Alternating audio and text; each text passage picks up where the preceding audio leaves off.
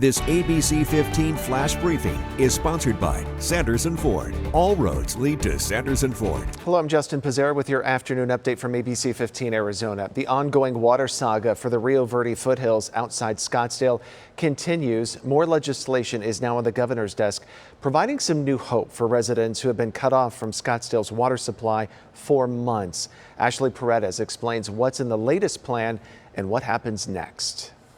John Hornewer, the owner of Rio Verde Water, back to work after spending part of the day at the legislature. This has been such a battle that seeing the votes come in was finally our first taste of a victory for the community. The big development Tuesday, Representative Alex Colladin's bill aimed at restoring water service to Rio Verde Foothills has now passed the House and Senate and is heading to the governor's desk. What this piece of legislation means is that it's possible to solve the bigger water challenges our state faces. We've proven that. The bill would force Scottsdale to temporarily revive its standpipe with the creation of a water district to oversee it through an intergovernmental agreement, something John has been waiting for, as he's been doing everything he can in the meantime to help his neighbors, hauling it in from longer distances after Scottsdale cut off Rio Verde Foothills in January. With Scottsdale, we can do 8-9 trucks a day. With our outside sources, we're at 2.5 trucks a day.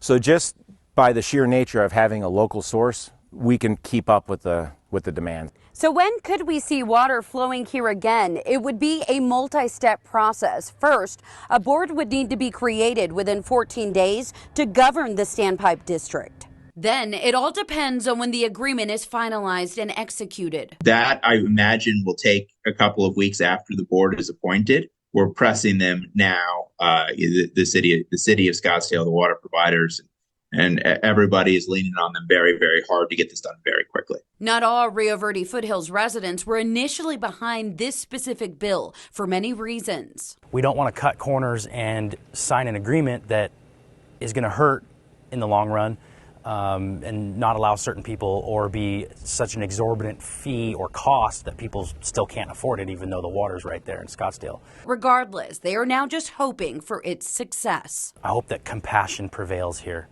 and they see our issue and give us just a little bit of help, knowing that we have a long-term solution at play. Ashley Paredes, ABC15 Arizona. Some changes are coming to the city of Phoenix. Last night, the council approved a new water conservation policy for rezoning or for new projects. The policy includes new guidelines for non-functional turf. It also encourages the planting of drought-tolerant and native plants. There are also new outdoor irrigation standards, plus enhanced standards for swimming pools. The city of Phoenix needs your help as the city council redistricting process begins. Every 10 years, the city of Phoenix is required by law to review and rework city council district boundaries based on the latest census data.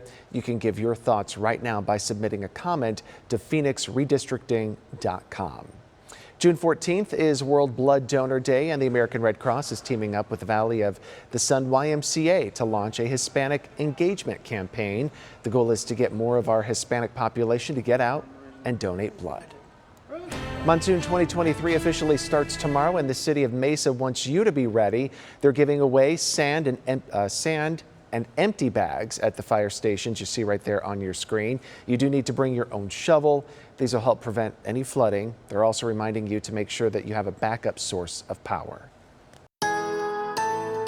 Time for that most accurate forecast. I'm meteorologist Iris Hermosillo. The hundreds, they're back starting today, a high of 101 in Phoenix. And tomorrow, we're climbing another degree by 100, up to 102 rather. And by Friday, we're right in the range of normal with a high of 104. So it's not going to be a huge warm up right away, but we will be getting warmer each day as we go through the weekend. Light breezes today and tomorrow, but not enough to mix up the air too much. And so that's still going to mean that our ozone pollution will build up and potentially reach unhealthy levels. We're under an air quality alert today and tomorrow. Then stronger winds come Friday, and that will help mix up the air a little bit better. And at this point, no alerts for Friday. Highs reaching the mid-70s in Flagstaff, upper 80s for Kingman. We'll make it into the low hundreds out at Lake Havasu, just like we will here in Phoenix. Casa Grande into the upper 90s. A slight chance for showers in northern Arizona today, and then again towards the end of the week. But for the valley, a dry 7-day forecast. We'll just see more clouds flowing in at times, especially this weekend and early next week.